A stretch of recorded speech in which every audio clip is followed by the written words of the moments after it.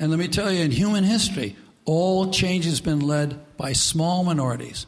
Almost every revolution, almost every major change has been led by 5 to 10% of a public. That's very important to remember. So we don't need everybody. The Village Square, a nervy bunch of liberals and conservatives who believe that disagreement and dialogue make for a good conversation, a good country, and a good time. At the Village Square, we talk about politics, religion, and race. You know, the topics your mom taught you never to discuss in polite company. Listen, at the Village Square, we make pigs fly. Welcome to the Village Squarecast. This is Corey Nathan, guest hosting here again today. So glad to be with you again, and thanks for joining us for Who Stole the American Dream? Funding for this program was provided through a grant from Florida Humanities with funds from the National Endowment for the Humanities. In this program, you'll be hearing from Hedrick Smith, Pulitzer Prize-winning former New York Times reporter and editor and author of the best-selling book, Who Stole the American Dream? Hedrick Smith has established himself over the past 50 years as one of the premier journalists in America. His book, which is also the subject of our talk, gives an incisive analysis of the past 30 years of U.S. political and economic history and sheds light on the numerous powerful forces that have made the American dream pull further and further apart for too many Americans.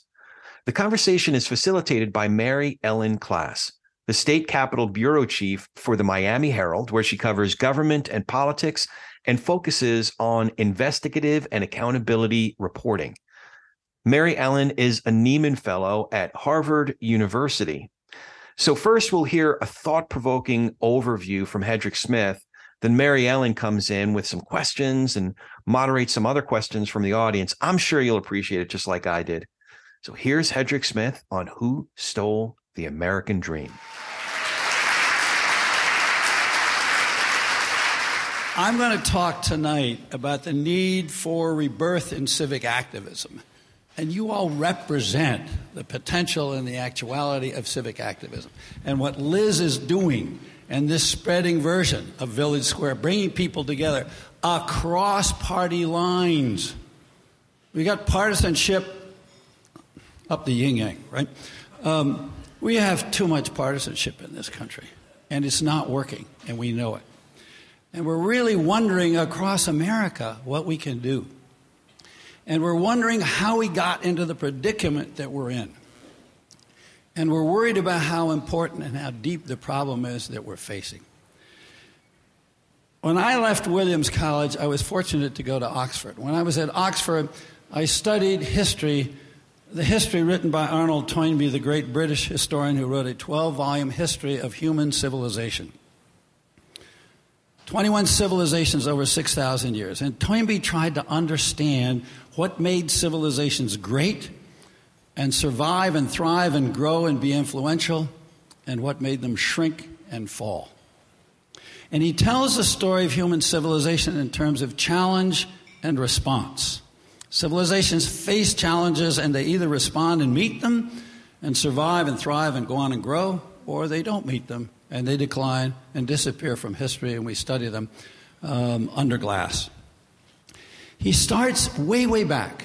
He starts with the Inca civilization in Latin America and the Egyptian civilization on the Nile. What's interesting is he thought of something I never would have thought of. He said their greatest challenge initially was a hostile environment. Would they be able to generate an agricultural economy that was strong enough, rich enough, cohesive enough, and creative enough to support large numbers of people pulled together in mountain areas or in valleys?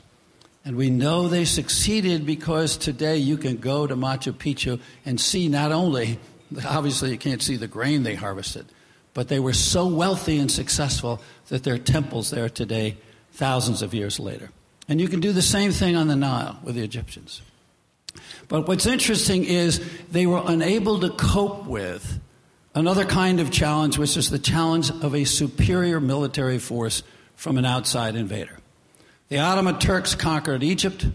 The Spaniards conquered Inca Peru. And so those civilizations failed.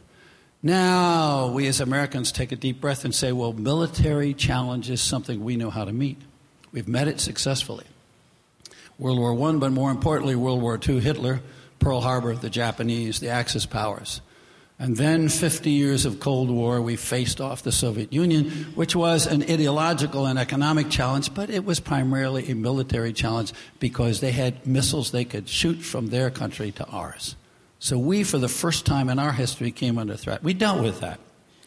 Now, what Toynbee tells us that's really interesting and important for us today is that the two civilizations that we admire the most, the ancient Greeks and the ancient Romans, ran into a different kind of challenge. He calls it schisms in the soul of the civilization. Schisms in the body social. Does that begin to echo? Internal divisions that led to the decline of both ancient Greece and ancient Rome. Now, I'm here to talk about America today, but really about two Americas, about a divided America. We're divided by money, we're divided by power. We're divided by other things as well, but primarily money and power. The 1% and the 99%. Wall Street and Main Street. Very different interests, very different power. And then we have the power flowing from those places, either into Washington, into power centers, or not. And then we have a city in Washington which feels disconnected from the rest of the country. We elect people, we send them off there, and yet they feel as though they've gone to another planet. We look at it, it doesn't work. It doesn't feel connected to the American body politic. In fact, it reminds me of that old Peanuts cartoon, the one where Lucy has a card table set up in the backyard and says, psychiatry 1 cent. Charlie Brown comes up, he puts down his penny, and she says, Charlie, before I can give you advice and do a little psychiatry with you, you have to think of life as a voyage on a great ocean liner. Now, there's some people, and they take their deck chairs to the bow, and they look up to the future to see where they're going. And there are other people, they take their deck chair to the stern, and they look back to see where they've come from. Which group do you belong to? And Charlie scratched his head. He said, Lucy, I'm having trouble getting my chair unfolded. So that's our image of Washington. They're having trouble getting their chair unfolded. We laugh about it, but we're upset about it. We're deeply upset about it. And there's a feeling in the country that there's not much we can do about it. Well, I don't agree. I spent the last 15 or 16 months traveling this country, talking in 17 different states, talking to high school students, talking to college audiences, talking to seniors, talking to groups like this. And I find a lot of Americans wanting to get engaged. I find enormous frustration, enormous hunger for some chance to get involved in doing something to make this country, put this country back on the track. I was up in New Hampshire last spring, and I talked in a number of towns, and I found there were people up there passing around petitions calling for a constitutional amendment to roll back the Citizens United decision by the Supreme Court allowing unlimited campaign contributions by corporations and unions. Do you know what? In the spring, 54 New Hampshire towns passed resolutions calling for that constitutional amendment. And around the country, 16 states are now on record. Now, this is grassroots response to what's happening in Washington.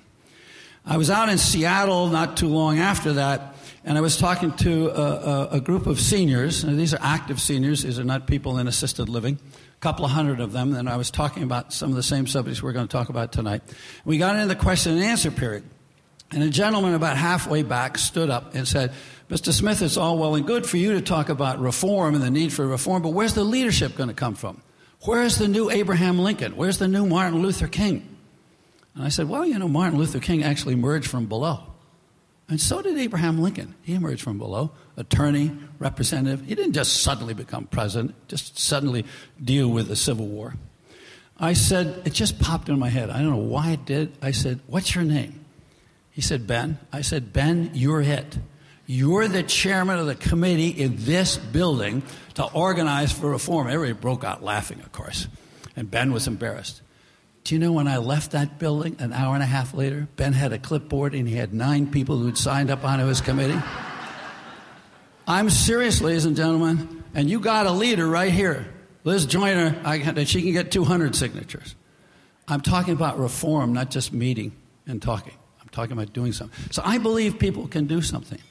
But there is a sense of pessimism and concern in the land. I don't care whether I go to Florida, Virginia, New Hampshire, Colorado, Nebraska, in the dead of winter. The common thread is people are seriously worried about where this country is and where it's going. People think the political system is broken. That's what they say. In one poll, 91% of the people said that money had corrupted our democracy. We no longer had a democracy. In a whole bunch of polls that I see, anywhere from 60 to 80% say corporations have too much power, too much influence in Washington. The economic system is rigged by and for the 1%. Those are wide judgments. Do you know that public confidence in our political system, in our system, not just the personalities, not just the parties, is at the lowest level in 40 years. And in one poll that I saw, 60%, and in another poll that I saw, 63% said the United States is in decline. We've seen our best days. The generations ahead are not going to enjoy what we've enjoyed, imperfect as it is. Now, that's a very serious judgment.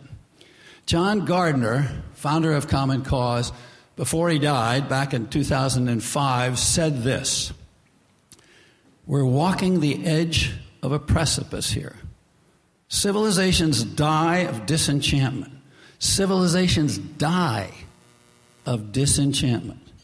If enough people lose faith in their society, the whole venture falls apart."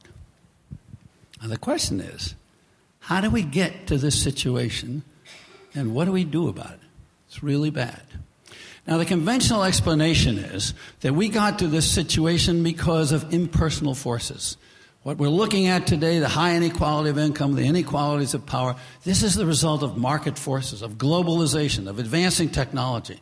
The predicament of the middle class that we see in America today is just inevitable. It's unavoidable. Suck it up, get used to it, America. There's a certain truth to that, but that's only a half-truth. And it's a misleading half-truth because it misses the human quotient. Because that's where I started. But when I went back and I started to look at things, I began to understand that human beings had a major role in causing our problems. And if human beings had a major role in causing them, then human beings, we as people, can fix them. So that's encouraging, even though the basic news is discouraging. What I did when I went back to take a look at what was going on in an earlier America of another era was to rediscover what I thought was true. And that is, if you look at America in the 40s, 50s, 60s, and 70s, we had an America of much greater shared prosperity than we do today. Now, when I first thought that, I thought, Smith, be careful. You're white-haired. People who are white-haired have a tendency to say, when I was young, everything was really hunky-dory. It's nostalgia.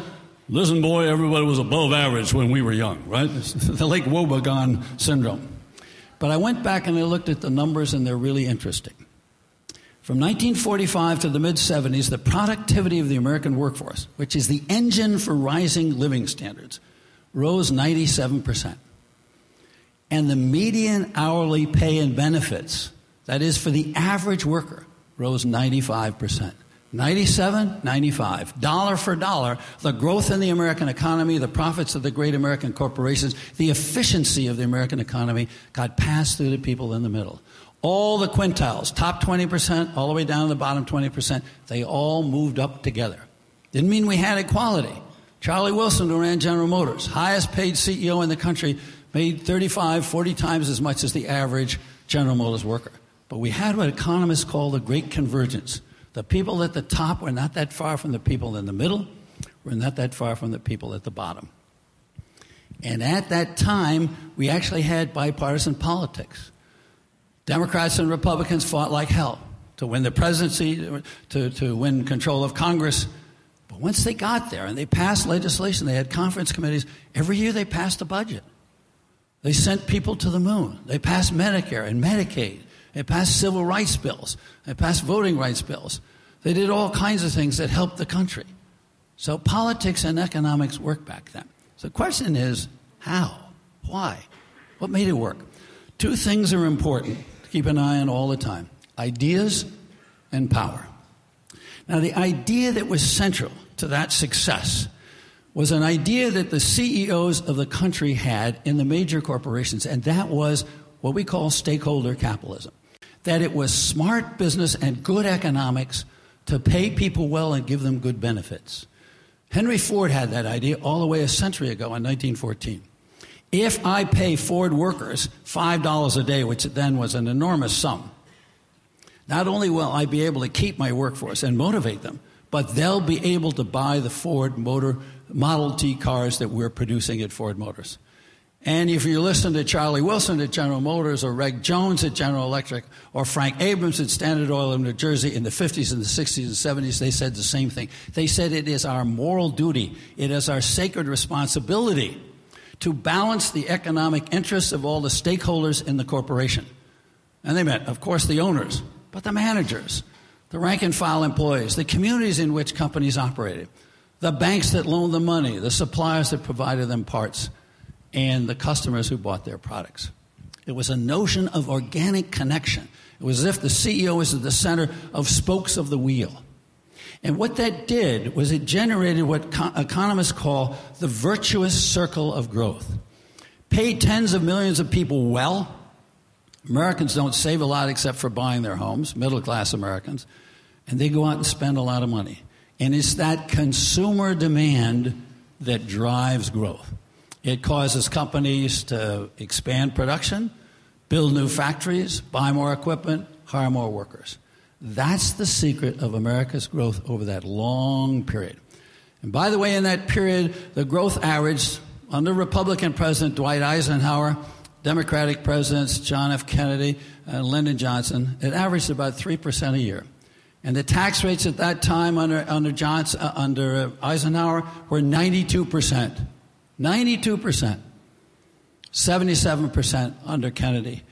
Today, taxes the last decade, 35%, average growth rate 1%. No connection between the tax rate and growth.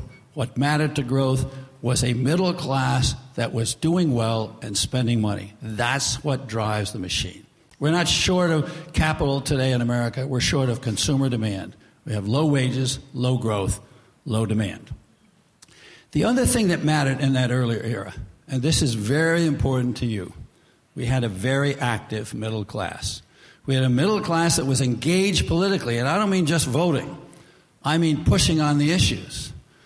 You all will remember in the 60s the civil rights movement, Martin Luther King and the students demonstrating and so forth, pushing for an expansion of American democracy, letting blacks in both to the economy and to the political system. But we also had a women's movement. Women were protesting that they were making 41 cents on the dollar for doing the same work that men were doing. 50 years ago, Betty Friedan, the feminine mystique, there was a protest. There was a consumer movement led by Ralph Nader.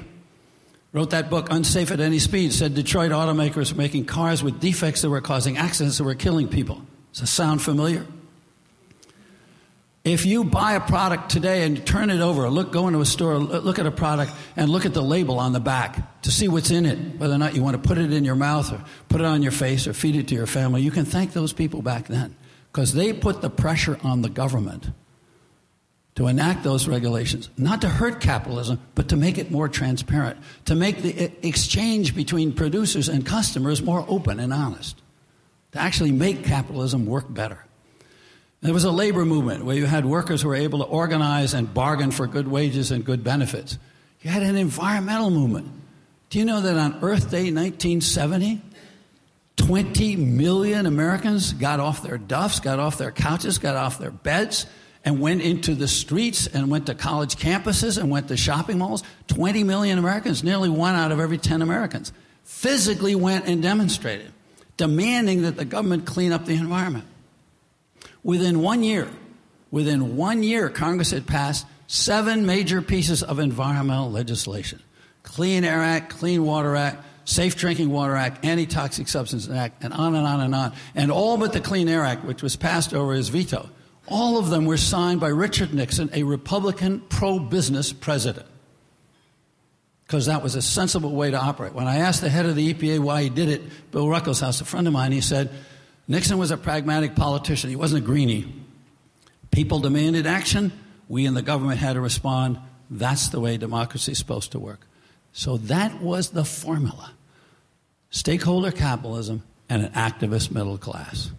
Active citizenry. So what went wrong? What happened? How do we go from there to here? Well, we had a power reaction, a Newtonian reaction. For every action, there was an opposite, equal reaction from the other side. There was actually a revolt of the bosses. There was the corporate elite began to feel as though they were not making enough profits, that they were under pressure politically from all these movements that I've just ticked off. And a fellow named Lewis Powell was put on the Supreme Court by Richard Nixon in 1972. But before that, he was a famous corporate attorney. Wrote a memo, which he gave to his friends at the U.S. Chamber of Commerce. And he said, American free enterprise is under mortal threat from all these groups, and he specifically mentions Nader and the women's movement, the environmental movement, civil rights movement, and the labor movement, of course. We've got to do something about it. We have to rally. We have to seek the high ground. We have to identify our enemies. We in business, we have to organize politically, pool our resources, and take the high ground. And believe it or not, that's exactly what happened. He was a Paul Revere for a rebellion or a revolt of the bosses. When he wrote, there was no business roundtable. It's now the most powerful lobby of business in Washington. And it was formed within 3 months of Powell's letter being circulated by the U.S. Chamber of Commerce to business leaders around the country. When Powell wrote, believe it or not, there were only 175 companies that even had offices in Washington. 8 years later, there were 2,425. This is the late 70s before Reagan gets into office. There were 9,000 registered corporate lobbyists. There were 50,000 people working for corporate and trade associations. There was an army, and they went to work. And what was fascinating to me and exciting to discover, but a little embarrassing, because I was bureau chief for the New York Times in Washington in the late 70s, and I'd seen the symptoms of this, but I didn't understand what was going on, and none of my reporters did, and no one else in the press did. What happened was Powell's army went to work, and it blocked the legislation that labor and consumer reformers wanted to have, and then it enacted the Congress of 1978, the most pivotal Congress of the last 50 years, enacted the 401k plan, which shifted the cost of retirement hundreds of billions of dollars a year from the corporate books to the pocketbooks and checkbooks of individual citizens. It enacted a change in the corporate bankruptcy law to the great advantage of management, the great disadvantage of trade unions and average workers. It began to deregulate industries. It changed the interest laws in ways that set up the housing collapse, boom and collapse that we had in the 1990s and the 2000s. This all happened in the late 70s. And then the political litmus test in any government is what happens to taxes. That tells you who's winning and losing, and it tells you how the political lineup is set up. Carter wanted to raise taxes on corporations by 2% to help balance the budget. When that bill came back from Congress, the corporate tax rate was lowered by 2%. And the investment tax rate, which is what we call it the capital gains tax rate, had the biggest cut in the last 50 years. It was dropped from 48% to 28%. That Congress of 1978, 79, 80 was a game changer. The landscape of power in America changed, and it has been the same ever since. It's accumulated over time, and the policies enacted over time have kept and reinforced what got started under Carter. Went much further, much faster under Reagan, and again under George W. Bush, and it went a little bit the other way under Clinton. But fundamentally, the trend was sent back there. So the one thing that happened was power shifted. The second thing that happened was the idea changed. We went from stakeholder capitalism to shareholder capitalism. A guy named Milton Friedman, a famous economist at the University of Chicago, won a Nobel Prize for his great economic writing, said in a book called Capitalism and Freedom in 1961, the job of the CEO, the mission of the CEO, is not to take care of all the stakeholders, it's to serve the shareholders, to deliver maximum return to shareholders. That and that alone. And that idea took a while to take root. But business schools began to teach that. Harvard, Wharton School in Pennsylvania, don't know what happened down here in Florida, but Stanford, Yale, so forth. That became the dogma. And by the 1980s, that was what was ruling in the corner office in most corporations. And what happened was, as you watch the productivity of the American workforce grow from 1975 onward, You don't see it matched by a growth in the average hourly wage. Before I told you 97% growth in productivity, 95% in wages. In the next 30 years, 80% growth in productivity, 10% growth in wages and benefits. The link between the growth of the economy and the living standards of the middle class had been broken. Listen to this number. From 1979 to 2011, the top 1% of income earners in the country got 84% of all the growth of the nation's entire income. 1%. I used to think when I heard the slogan from Occupy, 99%, 1%, it's a nice idea, it's a clever slogan, but it won't stand up statistically. Look at it. 1% got 84%, 99% got 16%. The top 1% got 5 times as much as everybody else in the country. So it is rooted in statistics. It isn't just a clever bumper sticker slogan. And one of the reasons that happened is that thinking within the corporations and the behavior in the corporations changed radically. There was an article in Harvard Business Review just last month. What's interesting is this stuff keeps getting more and more evidence backing up this understanding. In Harvard Business Review, there was a report that back in the 50s and 60s and 70s, that American corporate leaders basically split their profits between shareholders and all the other things corporations want to do. 53% for shareholders, 47% for expanding the company, moving into new sectors, new R&D to develop new products, worker training to get up with new technologies, and increasing worker pay. In the last decade, this same article reports, the S&P 500 companies now devote 91% of their profits to shareholders, either in dividends or in stock buybacks, and only 9% to reinvestment in their own growth. If you want to know 2 reasons why the economy is not growing better, one of them is big business in America is no longer investing in its own growth to the same degree that it was in America's heyday. And the second reason is when you do this, you've got low wages. Low wages means low demand, and it means low growth. And there are lots of economic studies about America and American history and about other countries that now document that high inequality of income is a drag on growth. It generates low growth. If you want to have faster long-term growth in a country, you want less extremes of income and you want good, solid earnings from the middle class. It's not just a slogan. There are numbers there to back it up. So this is what's changed. And that money now you see, particularly in Florida now, a lot of that money flowing into American politics. In the wake of the Citizens United decision, the amount of dark money, money that we cannot trace anymore, money where the donors no longer have to identify themselves to the Federal Election Commission or the government or anybody, the media, the public, whatever. Before the Citizens United decision, the amount of dark money by independent groups in 2009 was $683,000. In the next election cycle, immediately following that decision, the amount of dark money jumped to $774 million. It grew by more 1,000%. And in this election cycle, it's going up even higher. So what are we going to do about it? Is there anything we can do about it? I think there is. I think part of what we have to do is think about restoring the middle in America, the middle in American politics and the middle class in the American economy. And that means in the economy getting the virtuous circle going again. I think we need an American competitiveness strategy. Rebuild the muscle of manufacturing in America. Rebuild America's infrastructure. Our highway system is 50 years old. I can tell you, I've been to China. Chinese ports are much more modern than ours are. One reason is they were built later. Ours were built a long time ago. They actually have much more modern, more digitized equipment, more fancy cranes, more containers than we do. Our airports are no longer as modern as others in the world. The U.S. Chamber of Commerce estimates we've lost $1 trillion of growth in this country. $1 trillion. Because our national transportation system is so backward. So we need to invest in America. And people say, well, how can we do that? Smart businesses, smart families invest for the future over the long run. And we have an example in the world that shows this strategy works. Germany.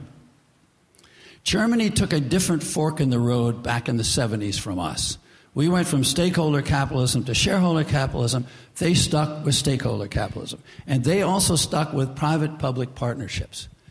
Germany, in the last 25 years, the great German corporations, Siemens and Daimler-Benz and Airbus and so forth, have raised the pay of middle-class workers 5 times faster than American companies have. Now, American companies have told us they can't do that and compete on the world stage, right?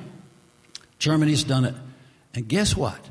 Last month, Germany became the export champion of the world. They passed China. Germany now exports more than China does. Now, if it's globalization and technology, Germany's living in the same world we're living in. But they're coming out differently from us because they're pursuing a different economic strategy. It's a smart strategy. We've been told we can't have manufacturing. We've got to move to service economy. Manufacturing doesn't go on the same way agriculture was. We have 9% of our workforce today in manufacturing. Just 12 years ago, 15 years ago, it was 19%. 19 down to 9. Best jobs for the middle class and for multiplying those jobs in lots of other fields. For engineers and designers and advertisers and marketers and executives and car dealerships and home sellers and home builders. I mean, it has a multiplier effect. Germany has 21% of its workforce in manufacturing. We're at 9%. So they pay more, they have more people in manufacturing, and they're exporting, and we're the world import champion.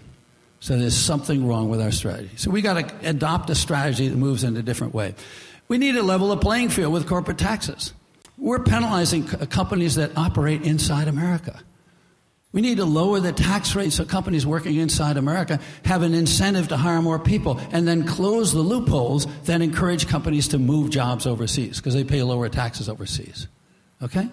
We need to invest in our youth. We need to make college more affordable for more of our kids. There are seed corn. There are growth. There are competitiveness in the decades ahead. There are reports out that show that 30,000 of the brightest high school kids in the country, mostly in inner cities, are not even applying to college because they think it's beyond them financially and their families. Don't even imagine it's somewhere on their horizon.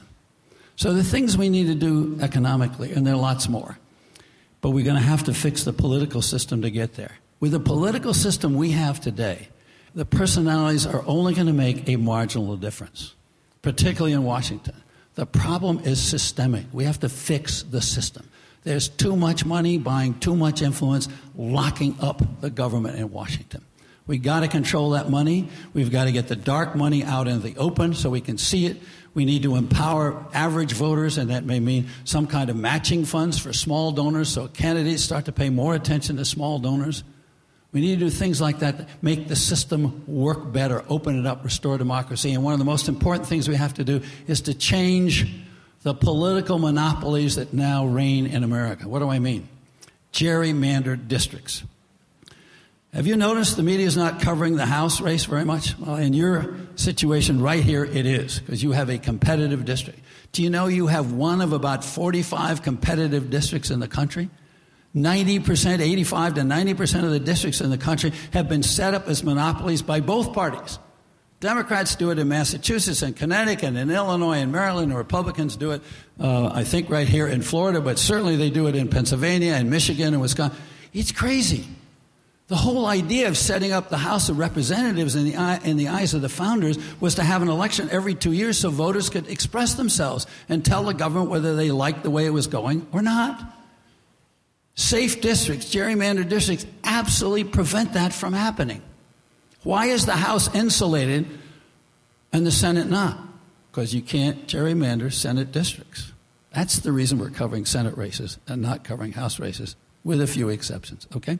So we need to fix those things. And then people say, well, that sounds great, Mr. Smith. Back to Ben's question, who's going to be the leader? How are we going to do this? It's reasonable for people to be skeptical. But let me tell you, people power works. Start with the American Revolution. That was people power.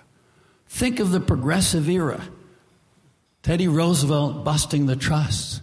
Women got the vote. They got it by public pressure back in that era, a century ago. We got direct election of senators. We didn't even elect senators, legislators. Do you know that? A century ago. That all came through public pressure. And then the civil rights movement, the women's movement, all those movements I've been talking about. So there are 3 or 4 different eras in American history where we have exercised power and the government has been responsive to us. But let me tell you something. I've seen it up close. I covered the civil rights movement for the New York Times. In 1960, I met John Lewis as a student in Nashville. In 1961, I met Martin Luther King. And I saw Martin Luther King not as the guy who delivered that famous speech in front of Lincoln's memorial, I Have a Dream. Great speech. One of the most moving, meaningful days of my life. To see 200,000 people peacefully demonstrating for us to open up our democracy further. But King was important not just because he talked the talk, but he walked the walk. I saw Martin Luther King put on his coveralls and go out and demonstrate. I first met him when he was sitting on the ground in front of the City Hall in Albany, Georgia, and he got arrested. And he got arrested again in Birmingham. He walked the walk. He was nonviolent, but he got accused of being an outside agitator. People said, you're an outside agitator, which is sort of in the South almost like saying you're a revolutionary. And Martin Luther King was really wise. I didn't quite get it at the time, but it was very smart. He said, yes, I am an agitator. I'm agitating. Think of your washing machine. In the center of your washing machine, there's an agitator. And it is sitting there stirring up the water and stirring up the soap to knock the dirt out of your clothes. And he said, I'm an agitator agitating to knock the dirt out of our society. Jim Crow, segregation, discrimination, racism. Well, my contention tonight, ladies and gentlemen, it is time for a new generation of agitators. And I don't mean just the young. I mean all of us together. It's our turn now. If we want American democracy back, if we want to reclaim the American dream, we have to change our sentence. We can no longer say they've got to do it, meaning Washington. They're not going to do it. The politicians aren't going to do it. We've got to do it. It's our turn. It's up to us to take action now. Thank you.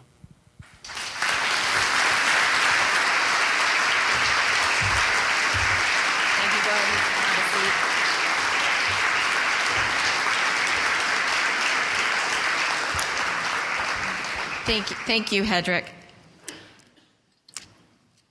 I want to introduce our facilitator for this evening's conversation, Mary Ellen Klass. She is the Miami Herald Tallahassee Bureau Chief and the co-bureau chief of the Tampa Bay Times Miami Herald Tallahassee Bureau. She's a graduate of Columbia University Graduate School of Journalism. Before she became bureau chief for the Herald in 2004, Mary Ellen was the Tallahassee bureau chief for Florida Trend magazine. Also served as a senior writer and bureau chief for the Palm Beach Post. Many of you also may know that she's married to another powerhouse journalist, John Kennedy, who's here this evening as well. We are thrilled to have you, Mary Ellen. It's great to be here.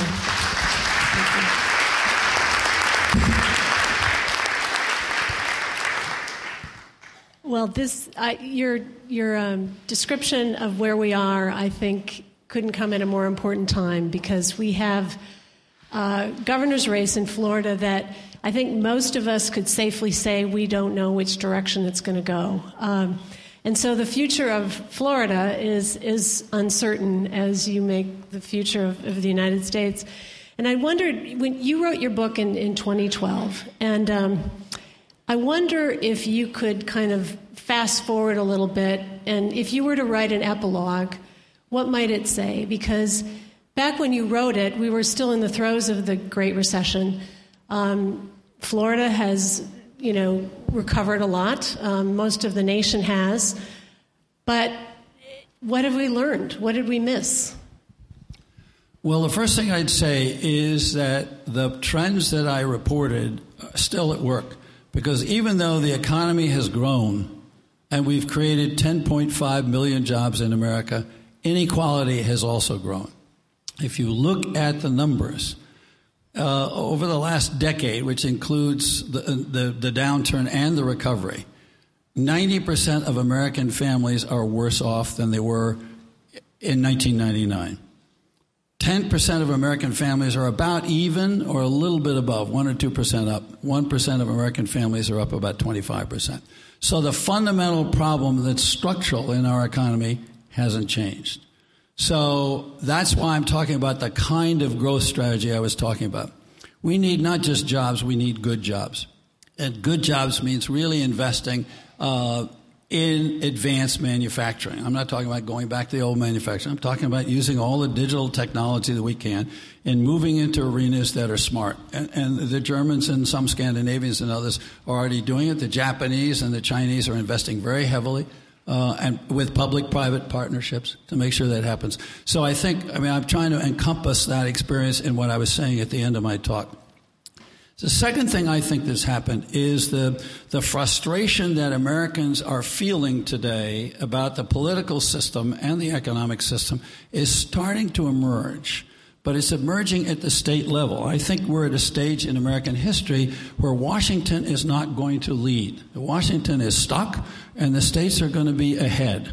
And some of them are going to experiment with some things the programs that will help small business in certain areas. Some of them are going to push for a higher minimum wage, as Seattle and a lot of the West Coast cities, San Jose, San Francisco, Los Angeles, and so forth. I mean, the state of California is moving to a $10 minimum wage. The town of SeaTac around the airport in Seattle, Washington, and Seattle itself have moved to a $15 minimum wage. And by the way, they're doing this not just because they think it's fair. They actually think we're back to stakeholder capitalism. They think it's smart economics. If you raise the wages of people working at the bottom of the economy, they're going to have more spending money. And yes, there are going to be some businesses that are going to fail, and there are going to be some jobs that are going to lose. But net, it's going to drive more money into the economy in that region, in that city, in that state is going to grow. And there is evidence from around the country. There's some very interesting studies done about cities that straddle the border between Illinois and Indiana, and there's a lower minimum wage in Indiana and a higher minimum wage in Illinois,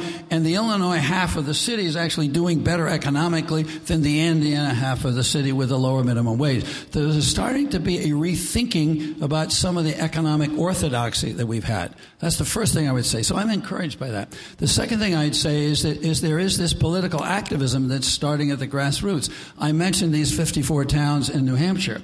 I was astonished Colorado is a purple state. It often elects a very conservative senator, a Republican, and a moderate Democrat at the same time. So you would expect it to be a rather cautious state. In Colorado back in 2012, they managed to put on a ballot a call for a constitutional amendment to roll back Citizens United. 73% of the people in Colorado, right across the political spectrum, Republicans, Independents, and Democrats, almost equally, according to exit polls, voted in favor of this. So where the public is and where the office holders are is very different. And this is one of the reasons why I think something's going to have to be coming from below. And that is happening. In Illinois, there's a push for gerrymander reform. You had a gerrymander amendment to your Constitution here in Florida back in 2010. Was it good enough? Was it strong enough? Open to question. There are court suits coming out of it. But the point is there's ferment about that. That's going on in the state of Virginia. It's going on in the state of New Hampshire as well. So I think there is ferment. People are starting to tackle some of these issues, some of these problems at the state level because they've given up on Washington. 25 states have public financing of elections of one kind or another. 25 states have minimum wage laws that are higher than Washington's minimum wage law. Almost 60% of the American workforce is now under minimum wage laws that are higher than the federal level. In other words, people are passing. I'm just picking issues. I'm not necessarily judging, is this good or bad? I'm saying the initiative is passing to states and to cities. And this happened before in American history. We saw this in the 1890s and the early 1900s. We saw it in the 1920s and the 1930s. We may be into another era like that. And so I'm excited to talk to a group like this because people like you can have a direct impact on the state of Florida here. Stop worrying about Washington. Washington is going to change later. You know, you mentioned that we've heard the rhetoric about we've got a recovery and things are going better. And then you say that the growth, wages and growth, high wages do not mean low growth. And I want you to explain, and same with high taxes don't necessarily equate to low growth. Because what we hear, and certainly John Boehner will say that, Florida's legislative leaders say, that you can't raise wages without costing jobs. You can't raise taxes without killing growth. Now, Florida is already a low-tax state. We're known for low, minimal business regulation, and our economy is coming back. So aren't they right? Well, I'd be interested. I hadn't thought about it this way, but those are good questions. If you're a low-tax state, which you obviously are, I have people who live in the same building I live in Washington, and they spend 181 days, or 183 days a year in Florida to make sure they don't have to pay D.C. taxes, right? Well, if you got all that going on here, then how come there's not more industry moving here? So there are other things at work. There's other things about the economic environment. You've got great educational institutions here, the University of Florida, FSU. You've got 3 or 4 of them in the city. The people who decided where they were going to build the computer chip factories decided to go to Texas because the University of Texas has some of the finest engineering, particularly EE, electrical engineering schools in the country. And so they moved there because of the quality of the education. Now, Texas is a relatively low-tax state. The North Carolina is a little bit higher tax state. The North Carolina Research Triangle has been a magnet. Boston Route 128 is a high-tax state, and that's a magnet for that kind of industry. California is a high-tax state, and Silicon Valley is there. So I think when you start to look around, you start to say, something else is going on here besides taxes.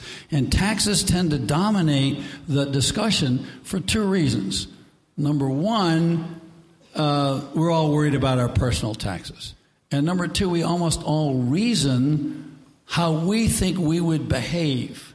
But if you start to talk to business leaders about how they make decisions about where they're going to locate plants, some of it is taxes, but some of it is also the quality of education, the quality of the workforce, the quality of the environment, whether or not their competitors are there. The pharmaceutical industry is heavily invested in New Jersey, which is another high-tax state. So, and Detroit, obviously, the auto industry started in Michigan, and so it's not just going to pick up lock, stock, and barrel. And if you look at BMW, Mercedes-Benz, they've come into South Carolina, they've come into Alabama, but they need to have an educated workforce. Boeing is still keeping a lot of its aircraft production in Washington State. So I think there are other factors at work. Now, the question is, aren't they right about the taxes? Well, we're reasoning again from our personal experience. If I didn't have to pay so many taxes, I'd have more money and I could do something with it.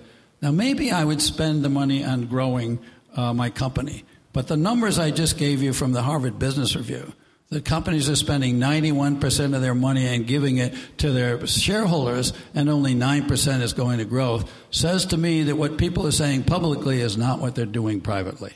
So I think we should have our hands on our wallets when people say to us, got to lower taxes because I'm going to generate jobs for you. I'm at the show me mood. Let me just give you a specific example.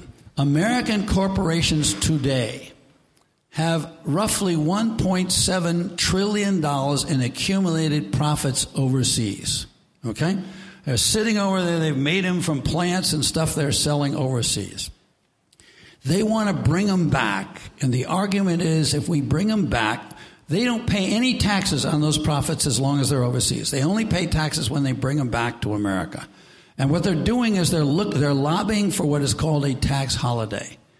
Well, the last time we had this was in 2005, and then it was only $1 trillion. And we're talking Goldman Sachs, we're talking Pfizer, we're talking General Electric, we're talking Microsoft, we're talking all across the board. They said, let us bring our profits back and we'll invest and create jobs in America. And they lobbied Congress, and the corporate tax rate, as you may know, is 35%. And what they got was a special deal, 5.5% taxes on that $1 trillion. And the government said, okay, you can do it. Invest it in jobs. And they said, we're invested in jobs.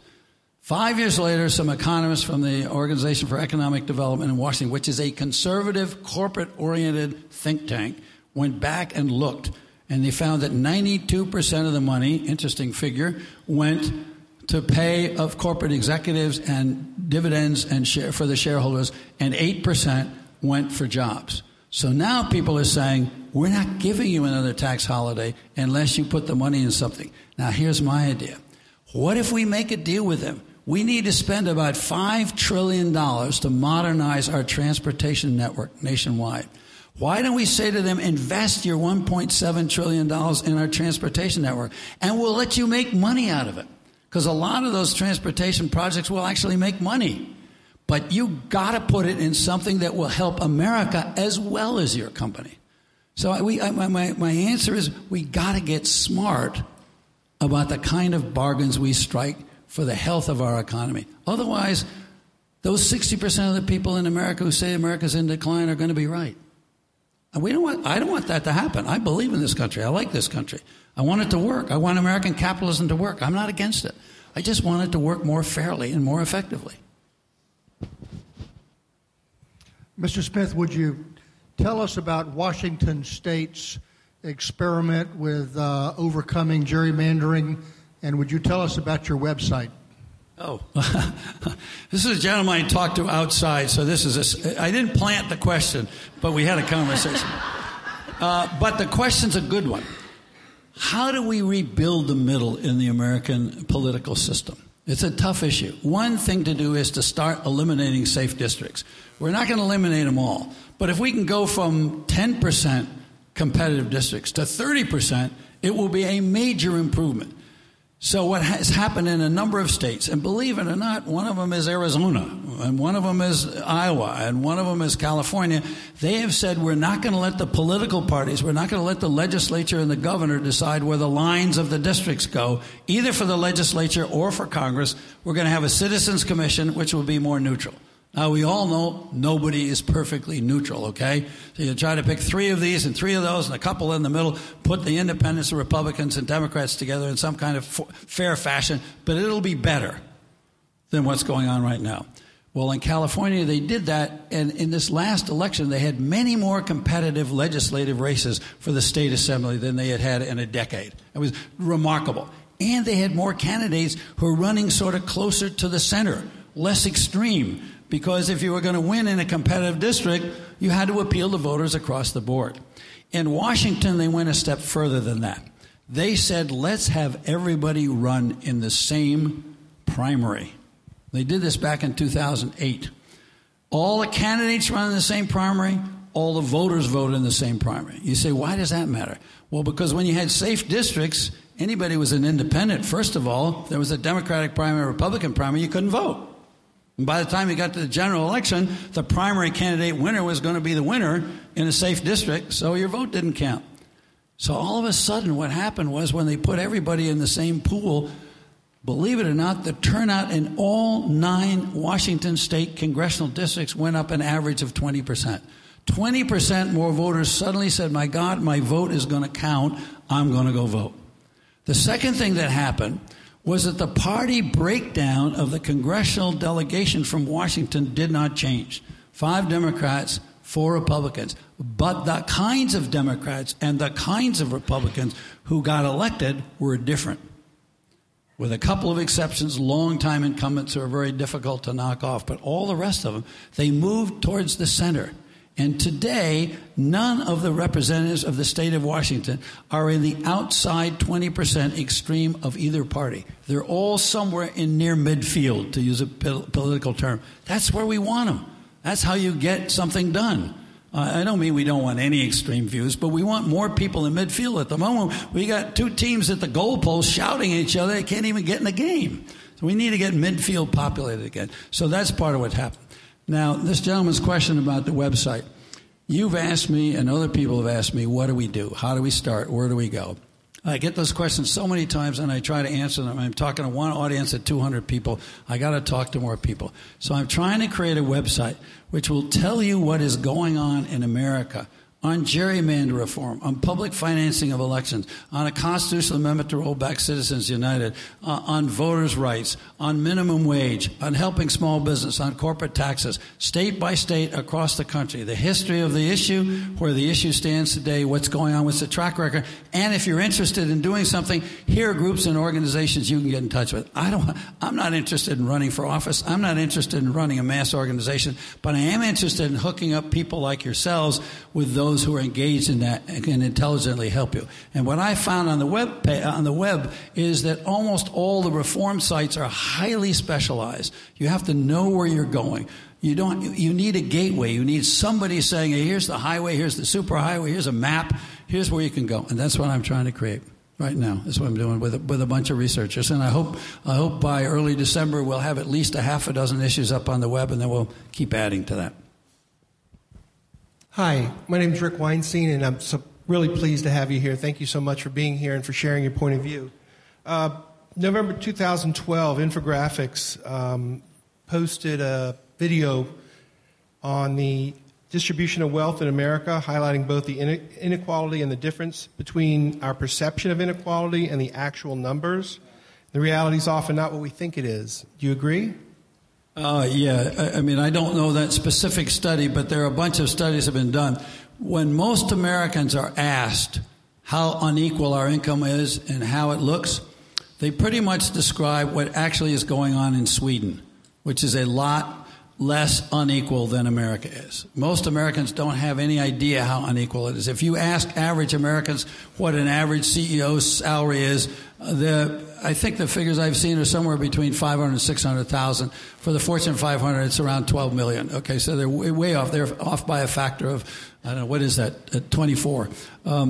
So yes, we have and that's one of the reasons why when I talk, I try to give you not a lot of numbers, but I try to give you numbers that are really indicative of what's going on. I mean, that 84% is to me, it was a bell ringer, and the difference between the rise in productivity and the rise in median wages, I think that's very indicative. Those things really tell you some fundamental things. Yes, we don't have a very good picture of how our own country is. Part of the problem is that if you ask almost any American, or at least if you did up until 4 or 5 years ago, what class they belong to, about 97% of Americans would say they were middle class. So we had people who were making $30,000 a year and people who were making $400,000 a year, both saying they were middle class. And that's not true. If you're making $400,000 a year in America today, you're in the top 1%. If you're making $30,000 a year, you're in the bottom 30%. Okay? But when you go from 40,000 to 110,000, you've got about 70% of Americans. That's where the American middle class is. So getting some accurate picture of that out. Part of our problem to me is that our public dialogue is so devoid of information. It's very hard to have people talking about what reality is. And these statistics are not absolutely perfect. People will argue about them. Economists will argue about them. But we can try to get a better picture of what's going on. And then we can start to make some intelligent decisions as a people about where to go. So your question is a really important one. Thank you. In the last 2 weeks, I think the Fed Chairman Janet Yellen actually gave a speech talking about inequality. And what struck me is she said that inequality is rising and the gap, even though we've had a recovery, the gap has widened. Now this is even after we've had the stimulus, we had the corporate bailouts, we had all the increase in our debt so that we can have this recovery. What did we miss as we were trying to repair the economy that left us with this widening problem? I'm so glad you asked. Because we went from stakeholder to shareholder capitalism. Most of the people who lost jobs in the downturn have gotten jobs that are paying them less than the jobs they lost. So they're actually worse off. And part of our problem is when we look at economics, we're looking at aggregates. How many jobs do we have? What's GDP? What's the growth rate? We have to disaggregate that and say, what's happened to the median, the average person, the average family? What's happening to the bottom 50%? What's happened to the top 50%? What's happened to the top 10%? What's happened to and then you start to see that this gap is widening. But you're absolutely right. And it's going to go, by the way, it's going to go right on. I mean, I don't know if you all have read about it, heard about it. There's a book called Capital in the 21st Century written by a French economist named Thomas Piketty. And he and others have done studies of the American. They study American income tax returns in order to find out what people actually make, not what is sort of declared and what people talk about, but what they actually report to the feds.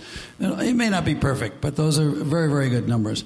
And the argument is, and the analysis is, that so long as money makes more money faster than the economy is growing, that is, if the return on capital, investment, Wall Street, is 5%, but the national growth rate is 3%, because so much money is concentrated in the hands of the top 1, 2, 3, 4%, the gap is going to keep growing wider. And that is what's going on. I mean, if you look at something like the capital gains tax, you say, and the argument is, more and more people have 401ks, more and more people have mutual funds and so forth. And so that should be helping everybody when you bring down the capital gains tax rate. And it's true technically. But 50% of the capital gains in America every year are realized by the top 1%. And 25% more of the capital gains are realized by the second, third, and 4th%. So overwhelmingly, capital gains are benefiting people at the top. And so that's continuing. I mean, Warren Buffett has said it. Warren Buffett has said, this guy who runs Berkshire Hathaway is one of the richest people in America, is a multi-billionaire, probably the most successful long-term investor we have in America, and a big friend of Bill Gates. And he says, it's crazy. I am paying a lower tax rate than my secretary. She's making $40,000 a year, and I'm making $40 million a year. And the reason is she's paying it on work. The tax rate on work is higher than the tax rate on money. As long as that goes on, it's going to keep accentuating this. So we have to start thinking about public policies that are actually going to make the economy work better for everybody, even the wealthy, over the long run.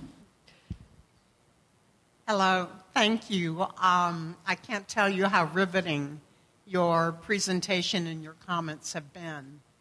I look around this room, and I see that the majority of people in this room are of the era where we believed in grassroots collective organizing and creating some change.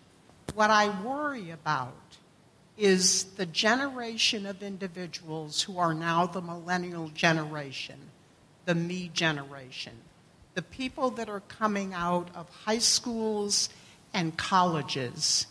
And they're the individuals that need to be enlightened to make our democracy grow stronger.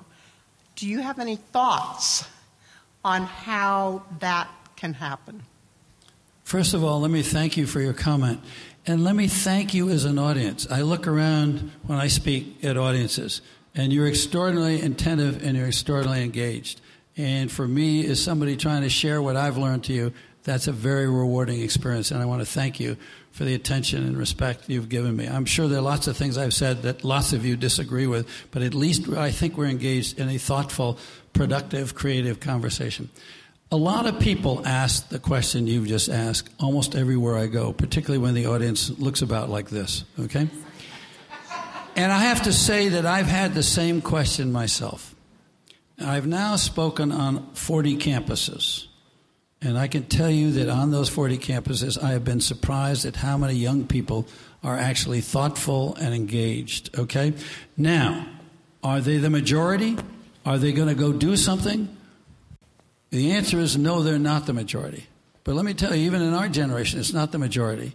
And let me tell you, in human history, all change has been led by small minorities.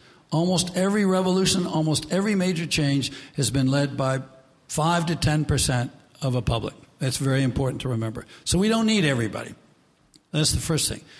Let me just share with you an experience. I was asked to speak in New Hampshire. I was going around speaking in a number of New Hampshire towns, and somebody said, would you go lead a student assembly at Nashua Public High School?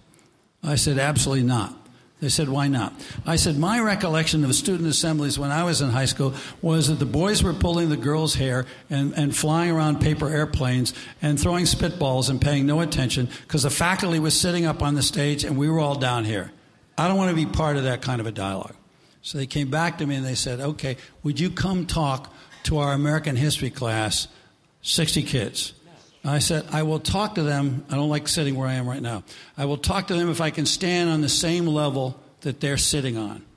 And actually, I sat on the stage so my head wasn't much higher than theirs. I think it's very important not to talk down, physically down to young people, okay? And I was interested. When I got up that morning, I thought, how the hell am I going to say to these kids? What do they know? How much are they engaged? So I invented a quiz. 7 true and false questions, 3 or 4 multiple choice questions. And I had the teachers pass out the quiz. And they were about the kinds of subjects I've been talking about today. Well, number one, these kids did much better on the test than I thought they would do. And when I did the questions with them, I didn't just give the questions. I got into a dialogue with them. They were engaged. The questions they asked me were really smart. They were really good questions. We talked like that for an hour and a half. And when the class was over, I would say about 20 of those kids came rushing up to the front of the class because they wanted to keep talking. I mean, it was moving. I've had that. I was at the University of Nevada, Reno. Is that a place you think of as being a high academic institution? Wasn't. I went there because they got a good journalism school, and I was talking. I gave a lecture there, and the same thing happened at the end of that lecture. There was a whole crowd of people, and unfortunately the university had a schedule for me, and I had to move on. They had to break up the conversation I was having with these kids afterwards. I think there are many more people in that younger generation who are ready, and I think one of the critical things that could happen is people from our generation sharing our direct experience with what people power can do, what civic action can do, with a generation that thinks civic action is sending a tweet. Okay? And they're going to keep sending tweets. But there is a way to get them engaged. And we've got to figure out how to do it. An organization like this, I mean, where's the Youth Village Square? I mean, Liz Joyner can do anything. We seem to have one of them right here who would like to say something. Terrific. So here we go. Hi, everyone. And thank you, Mr. Smith, for speaking. I just wanted to say in response to the question that the lady asked that there are people in my generation organizing. We're going to do it, and we're getting there. The reason why I think we're not is that, just speaking from that generational vantage point, the world seems pretty bleak and pretty hopeless right now, and that really encourages you to sort of look and just think about the next day rather than long term. But in terms of y'all helping us, if y'all could be there to support us as we organize ourselves, not just when we're taking action, but for people who are wondering, like, how can I still organize while I'm getting my education? What do I do after that? The more you help us, the more encouraged young people are going to be to act. So check your newspapers.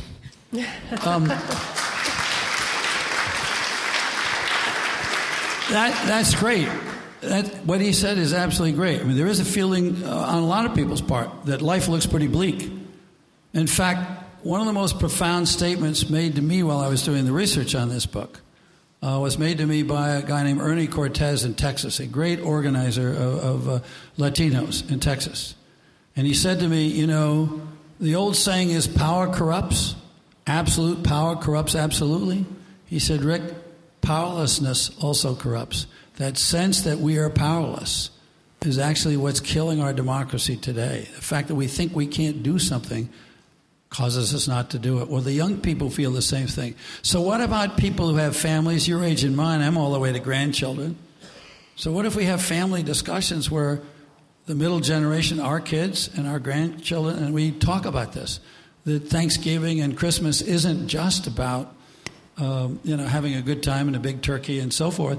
But whatever time we get together, we are talking about issues like this. And, I don't mean we have a public seminar at home, okay? But at least it's willing to, what's going on?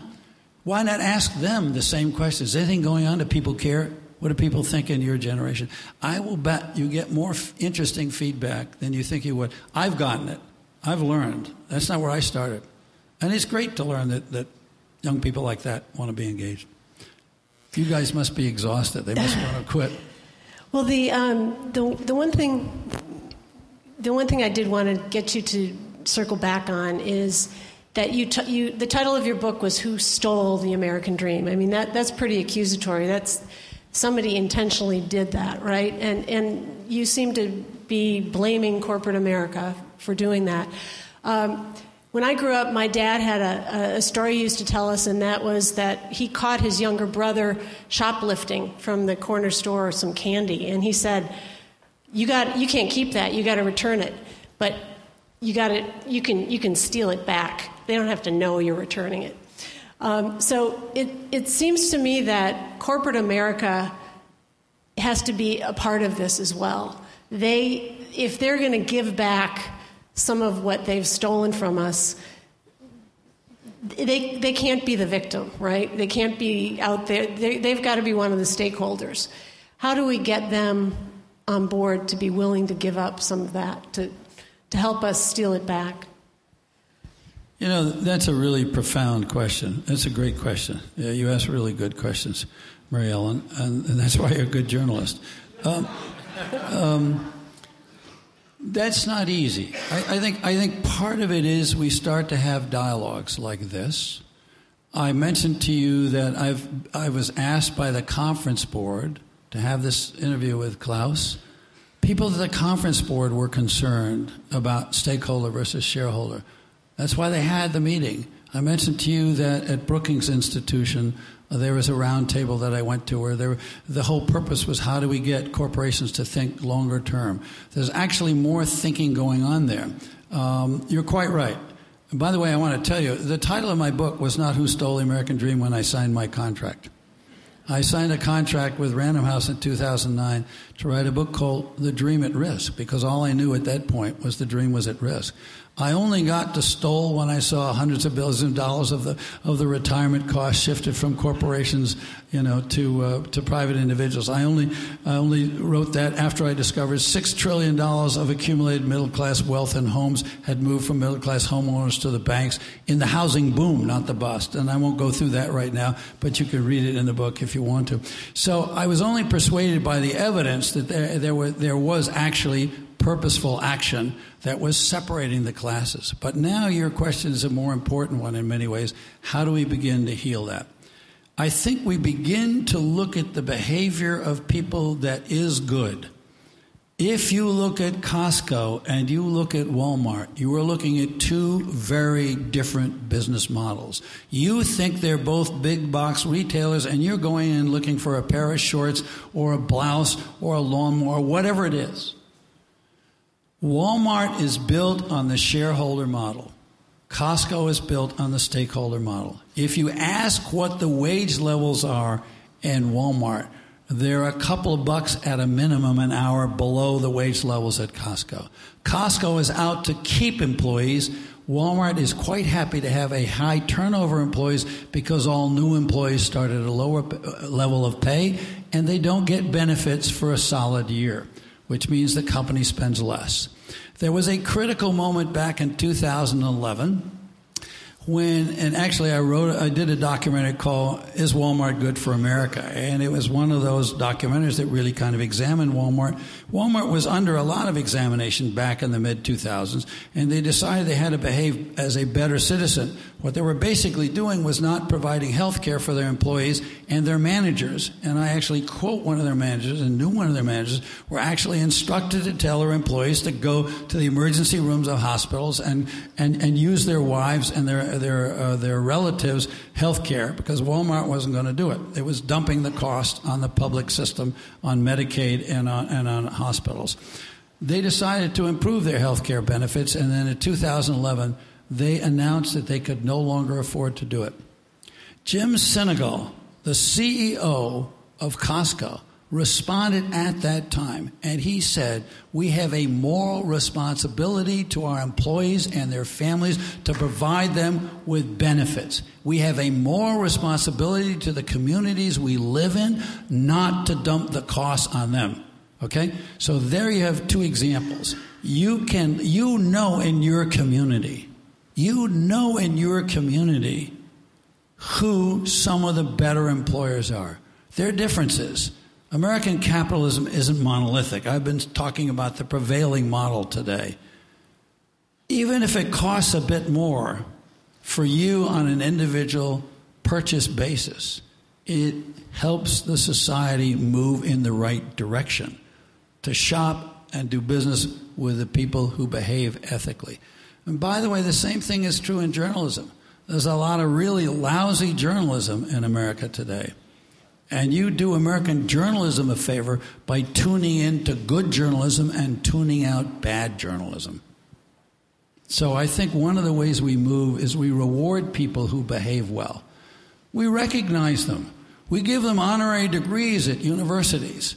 We hold them up and give them public citizenship awards. I mean, there are moral things. It's interesting. I heard a speech by David Brooke the other day. It was a really wonderful speech. He was talking about values. And he was talking about eulogy values versus resume values. He was talking to CEOs, and he was saying, you know, when you get to the point in your life when you're starting to think about what's my legacy and what are they going to say in the eulogies, whether or not you made a profit and how big a profit you made in 1997 isn't going to matter as much as to whether or not people remember you as a good person. Just, loyal, fair, civic-minded, and on and on. So maybe we need to start using moral suasion in our public dialogue. People are affected by that. Ethics is one of our problems in America today. We look at sports, we look at banking, we look at journalism, we look at all kinds of things. People are cheating all over the place. And I don't mean we have to run everybody to jail. We can just talk about how important it is to reestablish the integrity of our connections with each other. And maybe that's a good place to stop.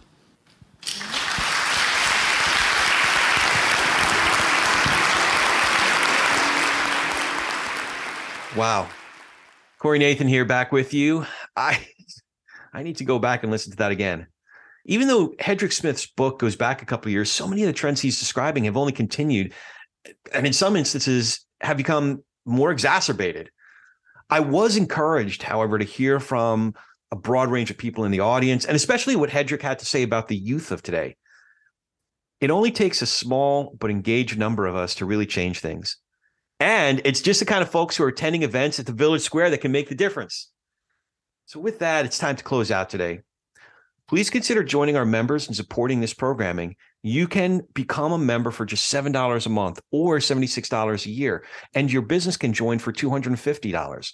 Go to villagesquare.us/donate. That's villagesquare.us/donate to join today. And while you're there, sign up for Village Square's newsletter to stay up to date with everything happening at the Village Square. Go to villagesquare.us and scroll to the bottom for the sign-up box. Funding for this program was provided through a grant from Florida Humanities with funds from the National Endowment for the Humanities. Check out Florida Humanities online at floridahumanities.org. It's floridahumanities.org. We appreciate you listening to Who Stole the American Dream? So until next time, we challenge you to reach out with an open heart and mind to someone who doesn't think or look like you. It changes everything. We'll talk to you soon, and thanks so much for listening to Village Squarecast.